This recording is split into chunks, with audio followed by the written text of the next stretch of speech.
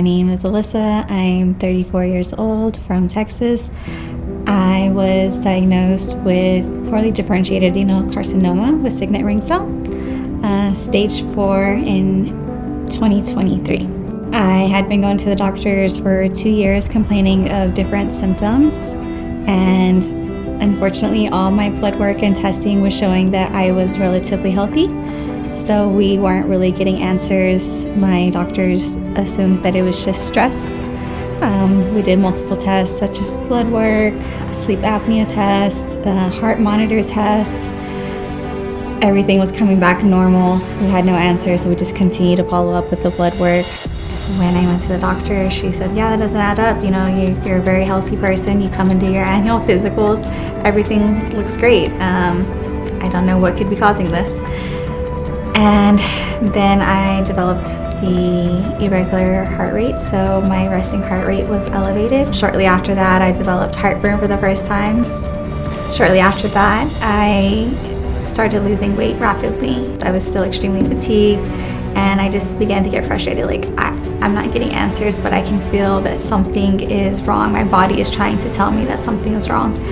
So it wasn't until 2 years of going back with different complaints that I was finally referred to a specialist. So we scheduled endoscopy. So 2 months later I did that. And 5 days after the procedure, I got the phone call that I had tested positive for H. pylori as well as gastric cancer. And that was just a moment of shock, not something that was on my radar at all. I didn't know what could be going on, but I just wasn't considering cancer. I asked, okay, so where do we go from here? And they shared, well, you'll have to start chemo. A few days later, I got a call back and was told, unfortunately, they had found that it had spread, so this is stage 4, and that does remove the option of having surgery. The new plan would be chemo for the rest of my life, with hopes of making me as comfortable as possible and prolonging my life as much as possible. But it just really hit heavy.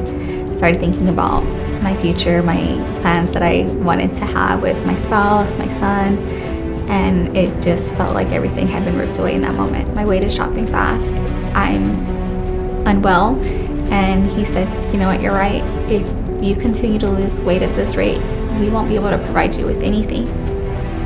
So yes, it is a risk. But if you're wanting me to do this and you're okay with me stopping if I need to, then I'll do it. I went home, and within 30 minutes I got the call from my care team saying, hey, we just saw the results. You need to go to the emergency room immediately. In the beginning, when I was first diagnosed, I was seeking some kind of resources, some kind of support.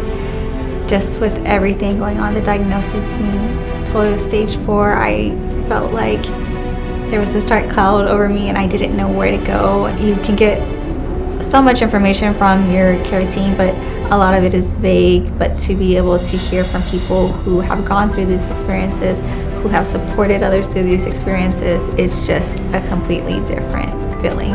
Unfortunately, I can't change my circumstances. However, I am hopeful that I can help others, whether that be to promote advocating for yourself, also, advocating for more funding for research. Prioritize the things that are important to you in life. None of us are promised tomorrow. We live this life where we're working to live, and we have our priorities, but sometimes they can get pushed a little far behind because we're focused on trying to make a living. But we really just want to embrace the beauty of life, embrace the life that we've built, and take advantage of every single moment that you have.